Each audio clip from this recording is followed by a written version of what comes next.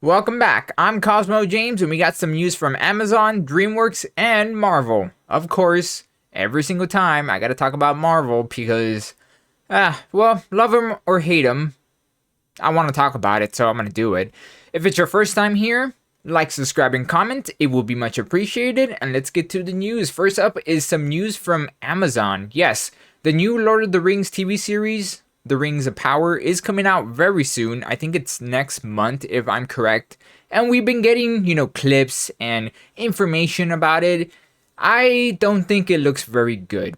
Yeah, I don't know how it's gonna play out. Normies, people that don't really follow Lord of the Rings might love it.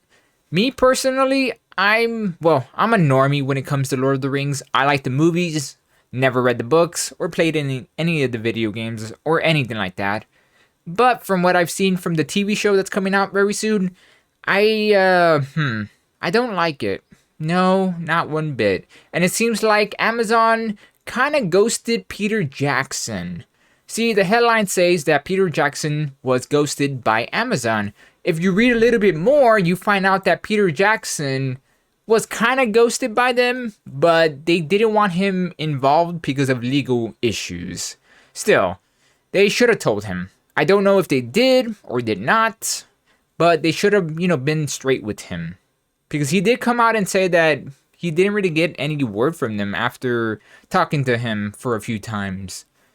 It makes sense, legal stuff, and the fact that the Amazon Lord of the Rings series is going to be its own thing. It's kind of non-canon, honestly, and a lot of people are not going to know that unless you watch it and know these things. Still, I don't know how this is going to play out. This right here is not a good look. Peter Jackson did an amazing work on adapting the Lord of the Rings books into movies, and you would want his help. Makes sense about legal stuff, always legal stuff, it sucks. Yeah, I guess we'll see how it turns out. It's not looking good. DreamWorks is going to be releasing their animation software so everyone could use it. Yes, it's going to be free to use, it's going to be open source, so you can use it, tweak it, mod it, do whatever you want with it. And honestly, that's very cool. They've been working on this software for years already, making the Bad Guys, How to Train Your Dragon. The new Puss in Boots is using this software also. This is very cool. I didn't know they're gonna do this, but yeah, people actually could go in and do their own things. It's also a very good way to scout for people. You don't think so, but it does work. People out there that do their own animation with this, DreamWorks can see it, and they might actually hire you.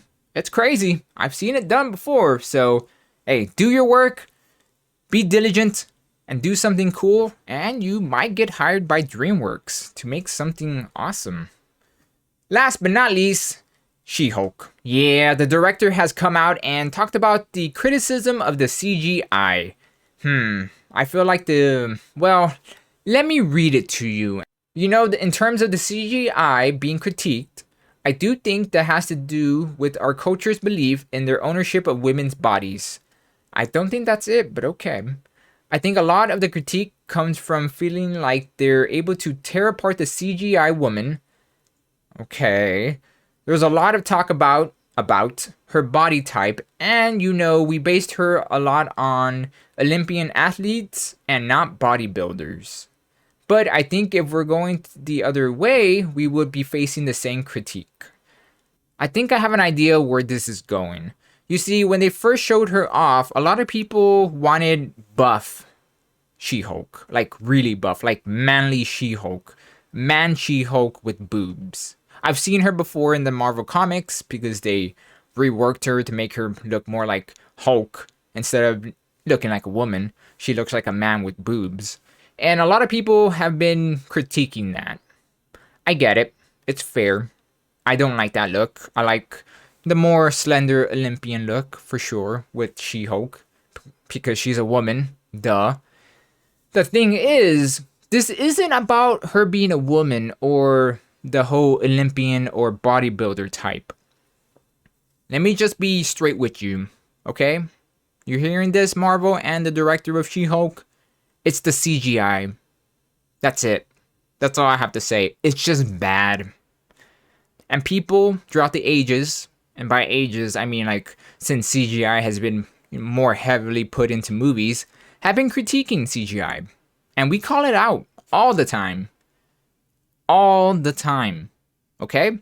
It being from good to bad, to being a woman to a man.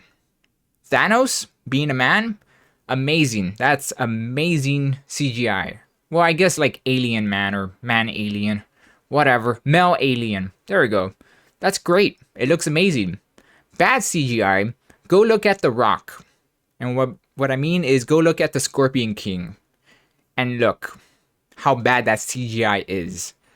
Ooh boy, that is bad CGI. And guess what? That was a man that was CGI to look that way.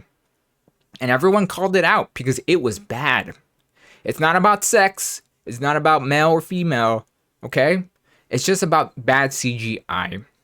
And it makes sense because if you actually looked in more into this, I talked about this and everyone has already, that the VFX studios that have been working on Marvel movies lately have been worked to the bone.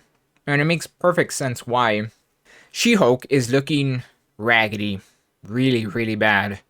How about you do this?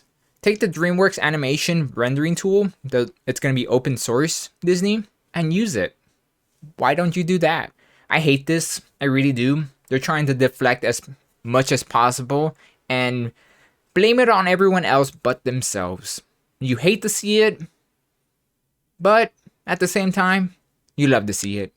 That's it. That's all the news for today. If you want to listen to more, you know what to do. Until next time, see you.